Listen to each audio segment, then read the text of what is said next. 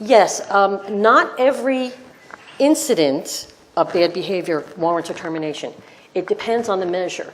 The remedial action that you take has to be commensurate with the offense. So, if we're talking about the bad joke teller, the sexual innuendo person, and they're not particularly grave sexual innuendos, that's probably a warning.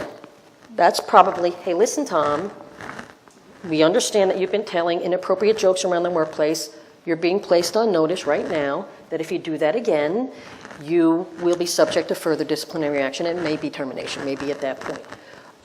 If we're talking about the individual who gropes, that's on the opposite side of the spectrum. That's clearly a terminable offense.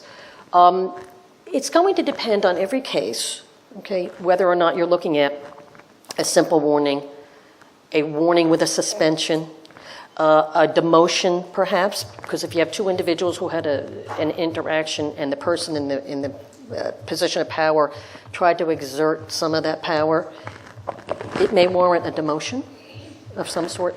So it depends on every situation. And again, that's why it's valuable to use a third party, because we have a lot of experience in seeing the spectrum of adverse actions that should be taken for engaging in these behaviors. But when you get upon, do they all have to be treated similarly? Absolutely, they do. It doesn't matter whether it's the dock worker or the breadwinner of the firm. I had a client who, the offender, it was in a brokerage house. And sure enough, the offender was their biggest producer. Millions of dollars. And you know, these guys can go get a job anywhere. And I had to have that hard talk with the client. I said, I know he's your biggest producer, but this is what you have to do. If you don't do it and you get the litigation on the other side, you're going to get creamed on punitive damages. Right? So similar situations, yes, have to be treated very similarly. Okay. Mm-hmm. And can you make a settlement as with the offended party as well before going to court? In other words, can you buy them off? Mm-hmm. Say, sorry, Sally, you know, we understand how much pain and suffering has been caused by this. Is it worth X amount to you? In advance of litigation you're talking about? Yes. And there's been no threat of litigation? But rather than investigate this, Sally, go away? No. You cannot do that.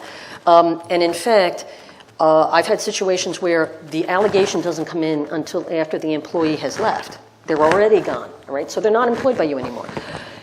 You still have an obligation to investigate, because guess what? Maybe Sally's gone, but Lisa's here. And she may be the next victim of that behavior. So you as an employer, your obligation is to investigate and make that conduct stop. So simply saying, oh, Susan, if you walk away, we don't have to investigate. No, you still do have to investigate and show that you investigated. Because think about it, in the context of the next victim, right? Let's say now Lisa is the next victim. Right. And she files a claim on the company. And it comes out that Susan had a complaint as well, but you just paid her off to go away. Right. You didn't do what you're supposed to do to make sure it didn't happen to Lisa. Right. So absolutely, you have to investigate every complaint. Now, once litigation's been filed, can you settle it? Absolutely. And settlements happen in almost every instance. Very few cases go to court. So of course there's going to be a settlement along the way. The measure of the settlement, if you think the allegations aren't particularly legitimate, the settlement's going to be probably pretty small. If you think the allegations are maybe pretty palpable and there's some exposure there, the settlement figure is going to be pretty high.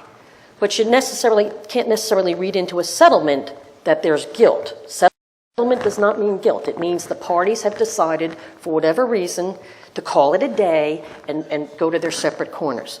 Now, there's some legislation that you're probably aware of pending.